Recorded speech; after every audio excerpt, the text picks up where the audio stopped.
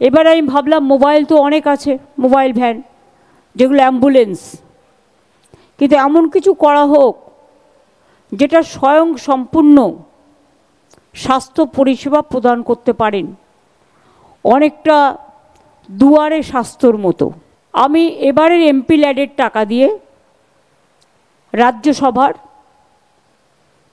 এবং পাওয়ার ডিপার্টমেন্টের CSR-এর 20 কোটি দিয়ে আমি রাজ্যসভার এমপিদের পুরো টাকাটা দিয়েই 60 কোটি টাকা যেটা পেয়েছিলাম আগের বছরেরটা, আর প্লাস আরও 20 কোটি টাকা,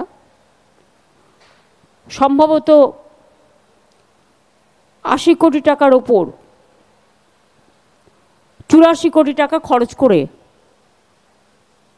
আমরা 210টা এইরকম ইউনিট বানিয়েছি। গ্রামীণ ও প্রত্যন্ত এলাকার মানুষের দরজায় স্বাস্থ্য পরিষেবা পৌঁছে দিতে 210টি মোবাইল হাসপাতাল চালুর সিদ্ধান্ত রাজ্য সরকারের। মঙ্গলবার প্রথম ধাপে 110টি স্বয়ংসম্পূর্ণ ভ্রাম্যমাণ চিকিৎসা যান বা মোবাইল মেডিকেল ইউনিটের শুভ সূচনা করেন মুখ্যমন্ত্রী মমতা বন্দ্যোপাধ্যায়। এর জন্য খরচ হয়েছে 84 কোটি টাকা। তার মধ্যে রাজ্যসভার সাংসদ তহবিল থেকে 60 কোটি টাকা এবং বাকি টাকা বরাদ্দ করা হয়েছে CSR-এর মাধ্যমে। New initiative mobile medical unit, এটা অন্য মোবাইল ইউনিটের মতো নয়, এটা হচ্ছে স্বয়ংসম্পূর্ণ ভ্রাম্যমাণ স্বাস্থ্য ক্লিনিক, যেখানে চিকিৎসক থাকবেন, নার্স থাকবেন।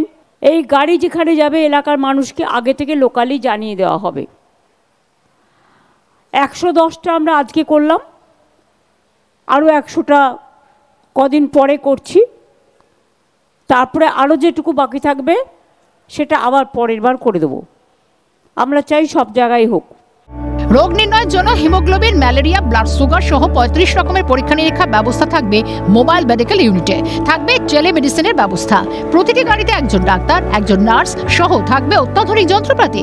এর মধ্যে এক্স-রে, আল্ট্রাসাউন্ডের মতো সুবিধাও থাকবে স্বয়ং সম্পূর্ণ ভ্রাম্যমাণ স্বাস্থ্য ক্লিনিকে। ফলে বেশিরভাগ উপকৃত হবেন গর্ভবতী ও শিশুরা। এই পরিষেবা চালিয়ে নিয়ে যেতে প্রতি মাসে রাজ্য সরকারের খরচ হবে 2,50 লক্ষেরও বেশি, জানিয়েছেন রাজ্যের স্বাস্থ্যমন্ত্রী। এতে বিশেষভাবে উপকৃত হবেন গর্ভবতী মায়েরা এবং বিশেষ করে শিশুরাও। তার কারণ এছাড়াও আরও অনেক রোগের ট্রিটমেন্ট হবে। এই পরিষেবা চালাতে প্রতি মাসে আমাদের কিন্তু 2,50 লক্ষ টাকার উপর খরচ হবে। স্বাস্থ্যসাথী কার্ড থাকা সত্ত্বেও মেলে না বিনামূল্যে চিকিৎসা পরিষেবা।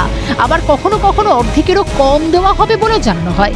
বেসরকারি হাসপাতালগুলোর বিরুদ্ধে ওঠা এমনই অভিযোগে ক্ষুব্ধ মুখ্যমন্ত্রী।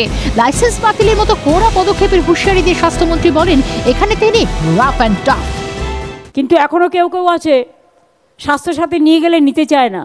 যে নিতে না চাইবে তার তো লাইসেন্স থাকার প্রয়োজন নেই। এখানে আমি খুব রাফ অ্যান্ড টাফ। আপনাকে ইন্স্যুরেন্সের টাকাটা পুরো স্টেট গভর্নমেন্ট দিচ্ছে, তাহলে কেন বলছেন? আমাকে যেমন সেদিন একজন কমপ্লেন করলেন,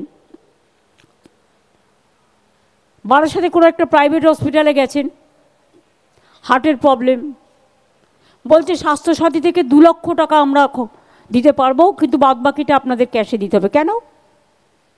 5 লক্ষ টাকা পর্যন্ত তার স্বাস্থ্যসাথী অ্যালাউড আছে। আমি সঙ্গে সঙ্গে নারায়ণকে ফোন করে বলেছিলাম, শোকস করো আর তার লাইসেন্স ক্যান্সেল করে দাও। অন্যায় তো কারোর সাথে করা উচিত নয়। কেউ অন্যায় করুক এটা আমি চাই না, কারোর সাথে অন্যায় হোক এটা আমি চাই না। তারাও অনেক সেবা দেয়। স্বাস্থ্যসাথী প্রকল্পের উদ্দেশ্য বিনামূল্যে চিকিৎসা পরিষেবা দেওয়া। প্রকল্পের আওতায় সর্বোচ্চ 5 লক্ষ টাকা পর্যন্ত চিকিৎসা পরিষেবার সুযোগ পায় প্রত্যেক পরিবার।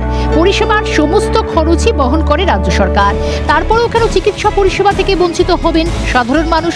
সেই অভিযোগ পেলে কোনোভাবেই যে বরদাস্ত করা হবে না, স্পষ্টই বুঝিয়ে দিলেন মুখ্যমন্ত্রী তথা স্বাস্থ্যমন্ত্রী মমতা বন্দ্যোপাধ্যায়।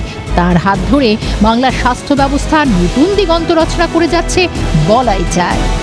ক্যামেরায় গোপাল সেনের সঙ্গে খালিদ জামালের রিপোর্ট, ক্যালকাটা নিউজ।